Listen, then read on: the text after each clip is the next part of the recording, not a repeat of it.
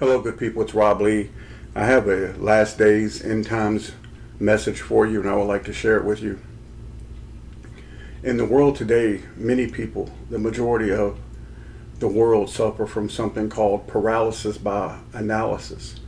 And this should never happen.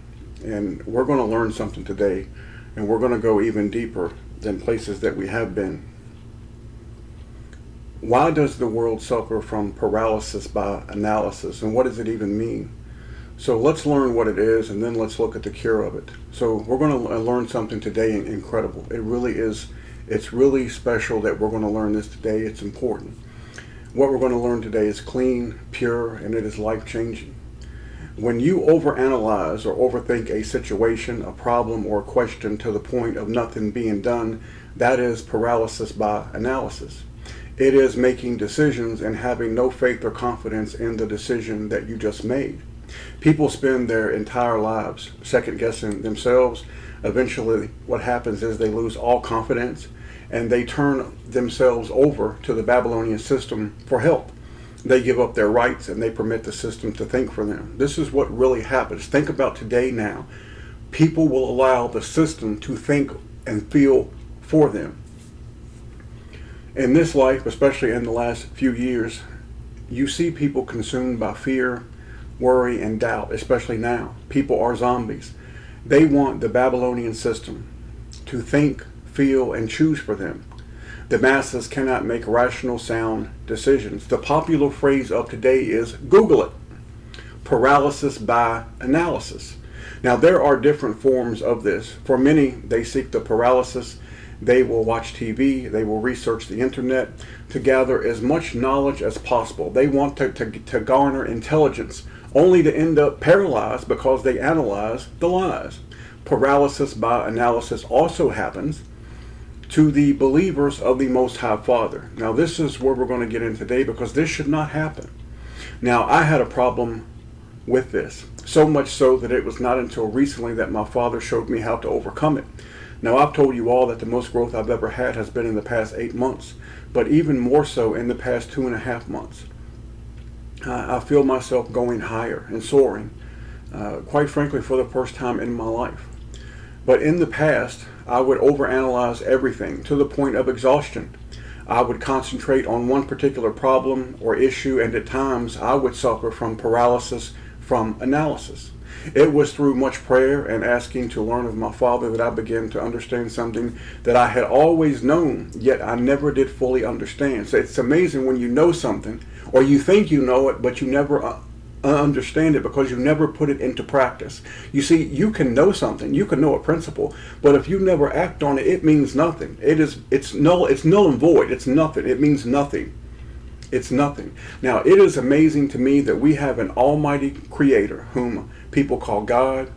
We on this channel call him Father, and yet we put limitations on ourselves, and most importantly, we actually put limitations on him.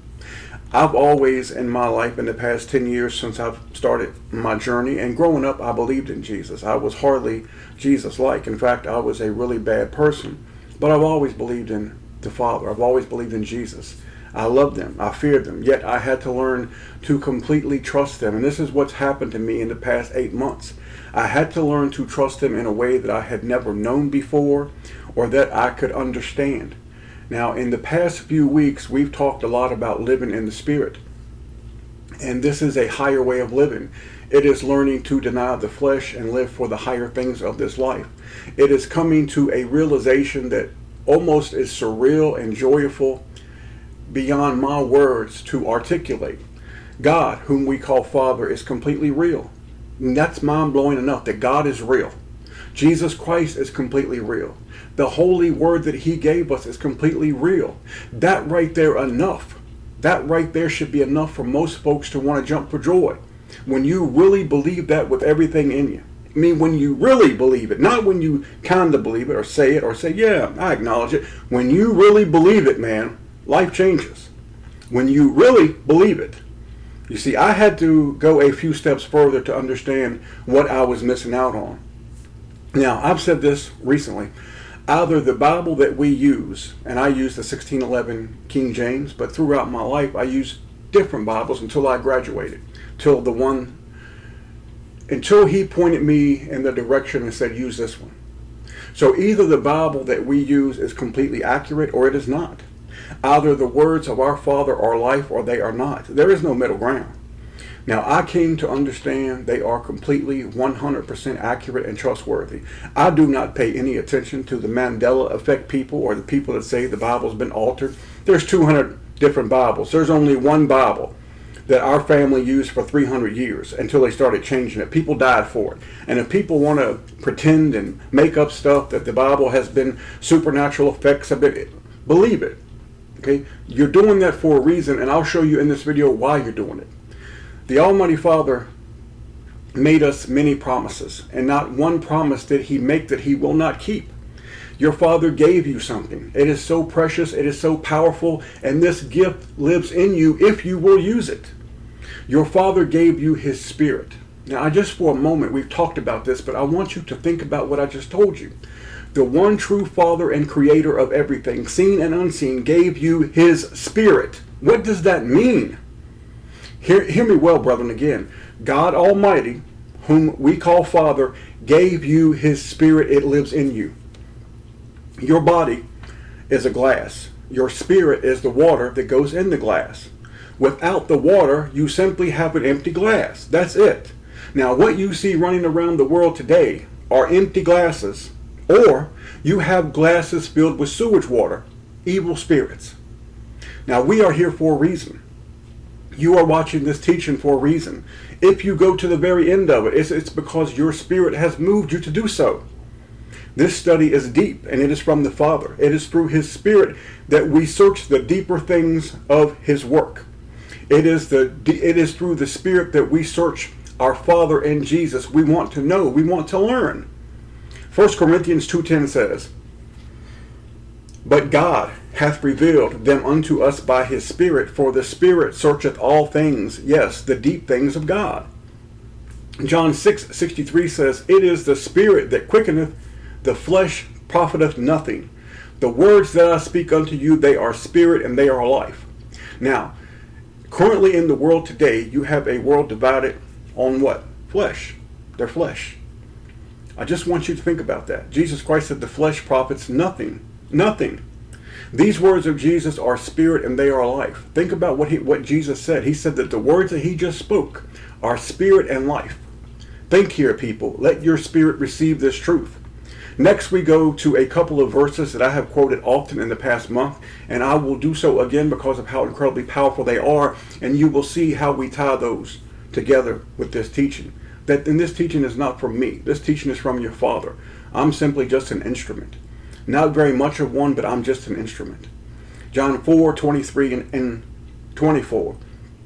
"But the hour cometh, says Jesus, and now is, when the true worshipers shall worship the Father in spirit and in truth." Does it say anything about your flesh? Does it say anything about the color of your skin? Not a damn word. "For the Father seeketh such to worship him." 24. "God is a spirit, and they that worship him must worship him," how, folks? "In spirit and in truth." It says the true worshipers shall worship our Father in spirit and truth. He also says our Father seeks those who worship him in spirit. Why?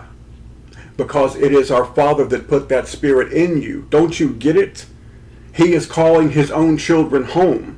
When a parent steps outside to call his or her child to come home, they do not call the entire neighborhood, town, or state. They call their child or their children to come home. Your Father is currently doing the same thing. He is calling his children home.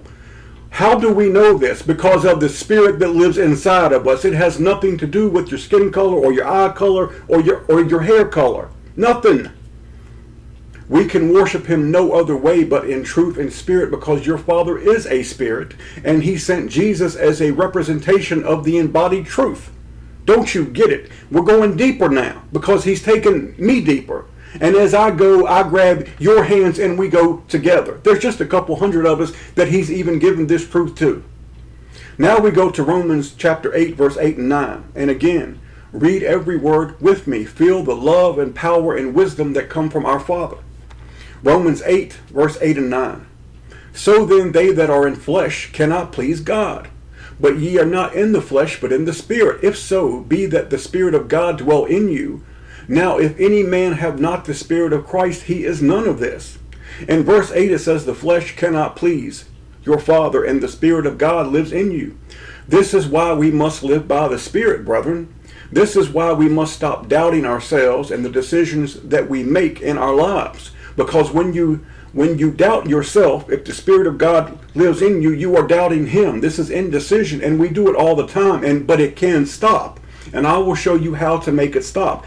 Let me reel that back. I'm not going to show you. He's going to show you.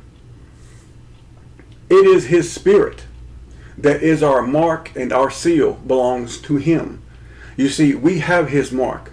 Not a chip, not an imprint across your forehead. It's inside of you. It leads us back to Him. And in this journey, we follow in spirit our King Jesus. When we give everything to Him, we are led by His Spirit. It is the Spirit that guides us, teaches, comforts us, and gives us the things that the Father wants us to know. We are the sons and daughters of the one true Creator. Now let me ask you, man, what more could you desire? What could possibly be more important if you could honestly say, I am a son or a daughter of the one true God? Man, that's the pinnacle. If you belong to Him, you desire nothing but Him and Jesus. That's it. Romans 8:14, for as many as are led by the Spirit of God, they are the sons of God. 1 John 3:1, behold what manner of love the Father hath bestowed upon us, that we should be called the sons of God. Therefore the world knoweth us not, because it knew Him not. The world that we live in, they don't know us. We don't know them. You've always in your life, most of you, you've always felt like you could not relate to the world. They could not relate to you. Brethren, it's because you are not of them. They are not of you. 1 John 4:13, hereby know we that we dwell in Him, and He in us, because He hath given us of His Spirit.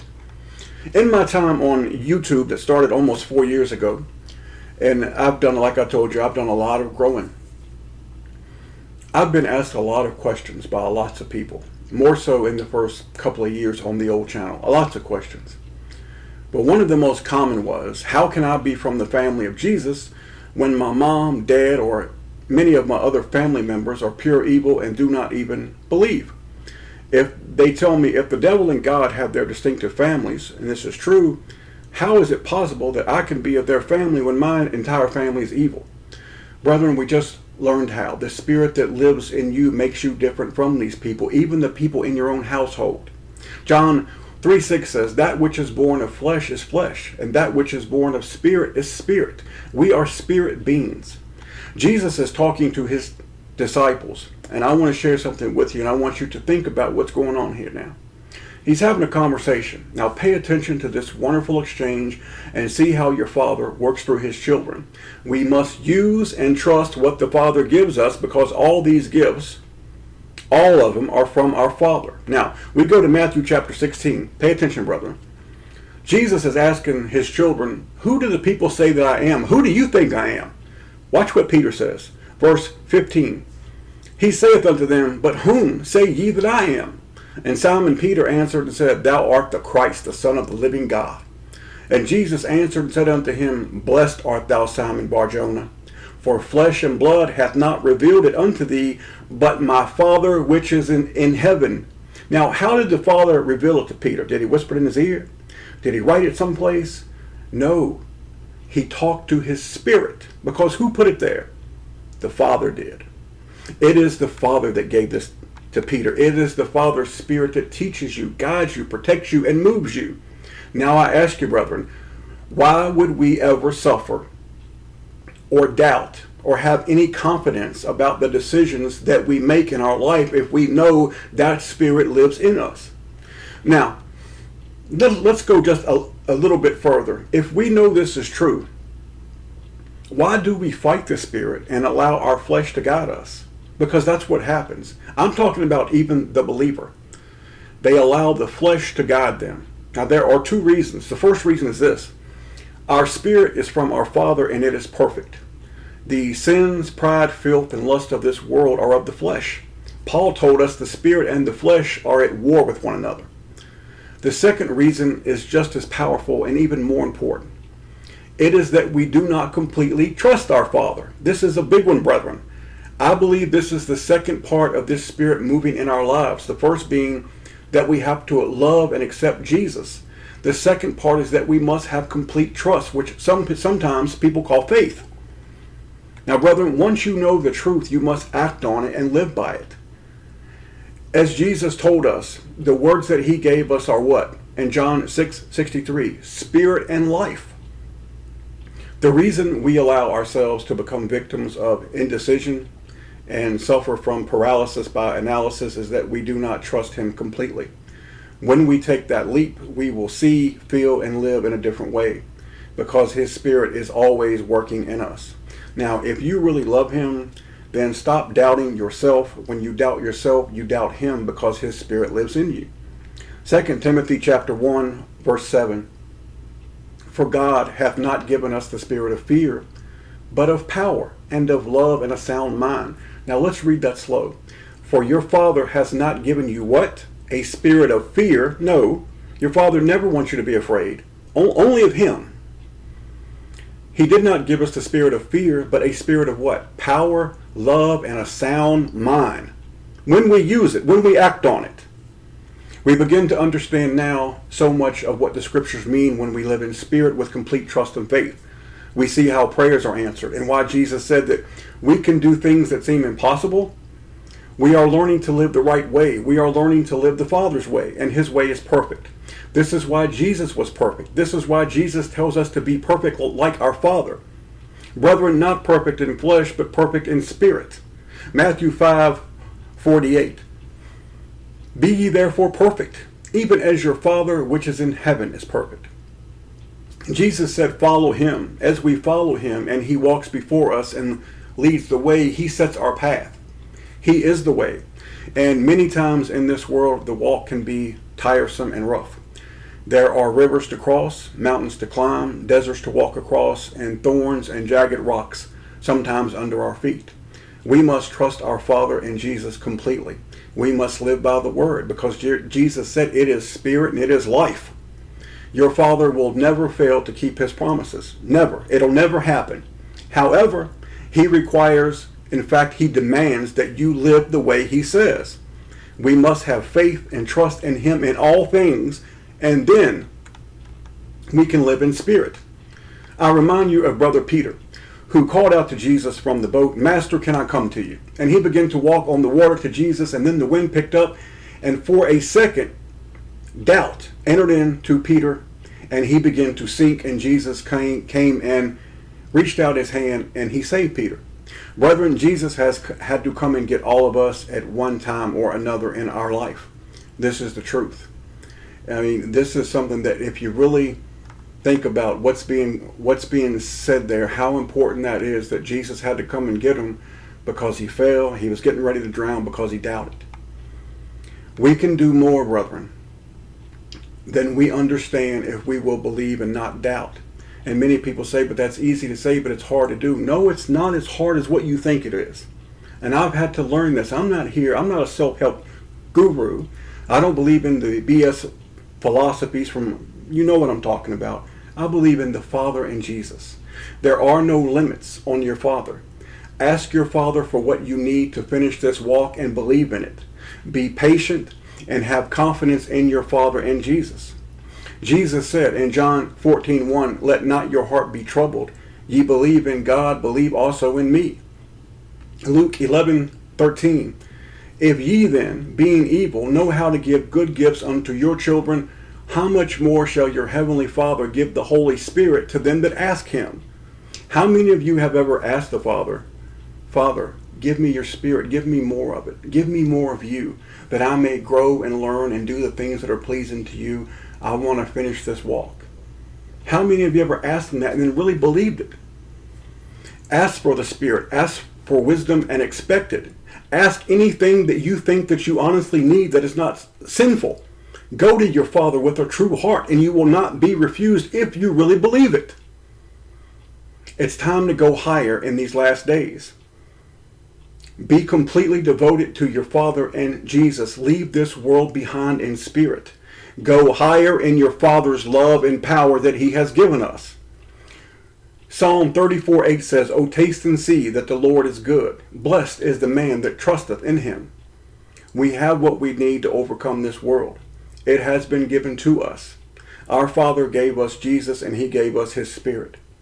Having our Father's Spirit is flying high above this world in our spirits.